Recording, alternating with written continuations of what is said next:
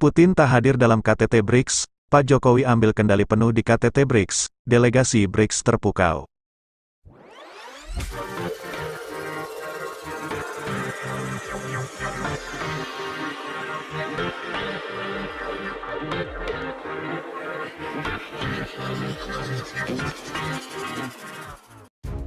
Tentunya kehadiran Indonesia dalam KTT BRICS sangat dinantikan kiprahnya.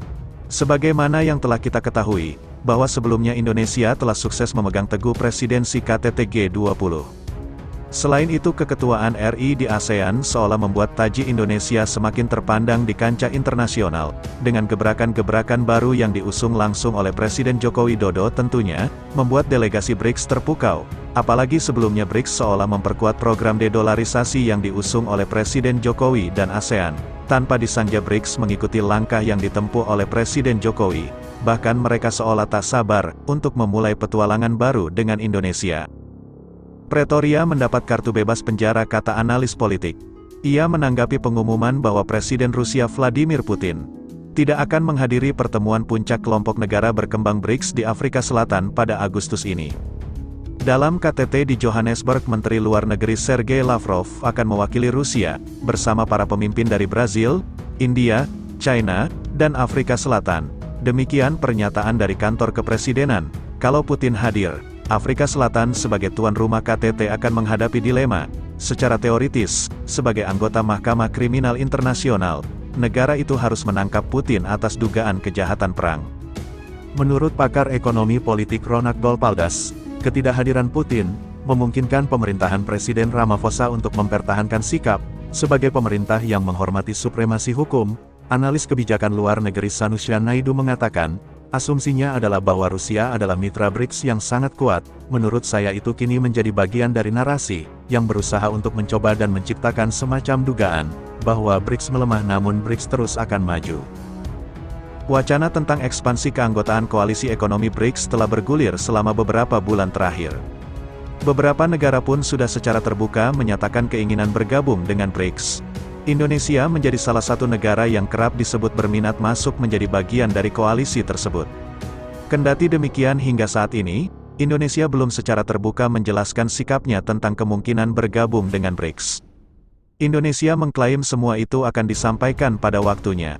Ini sangat mengisyaratkan bahwa sudah ada pembahasan tentang apakah Indonesia harus bergabung dengan BRICS. Namun Teuku menambahkan, informasi mengenai hal itu di luar kapasitasnya sebagai jubir Kemlu RI. Artinya pihak yang berkompetensi yang bisa menjawab hal yang ditanyakan bukan saya.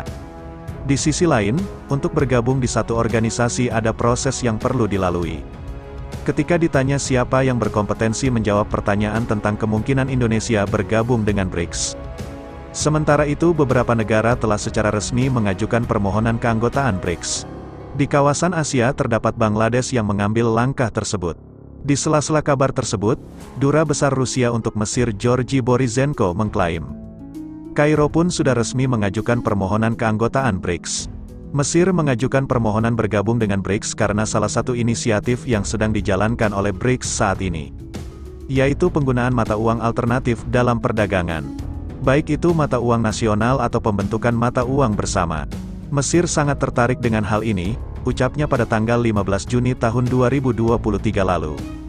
Pada akhir Juni, Ethiopia, salah satu negara Afrika dengan pertumbuhan ekonomi tercepat, juga mengumumkan akan bergabung dengan BRICS. Kami berharap BRICS akan memberi kami tanggapan positif atas permintaan yang kami buat, kata jubir Kemlu Ethiopia Meles Alem kepada awak media. Kemudian sekutu Rusia, yakni Belarusia, juga turut mengumumkan bahwa mereka sejak Mei tahun 2023, sudah mendaftar untuk menjadi anggota BRICS. Keputusan ini merupakan langkah yang sangat logis, dalam konteks memperluas kerjasama dalam format multilateral dengan mitra tradisional dan negara sahabat, kata Kemlu Belarusia dalam sebuah pernyataan. Berminat bergabung dengan BRICS berasal dari dunia Arab dan kawasan Asia Pasifik. Ryabkov menekankan dalam BRICS tidak dianut prinsip pemimpin pengikut.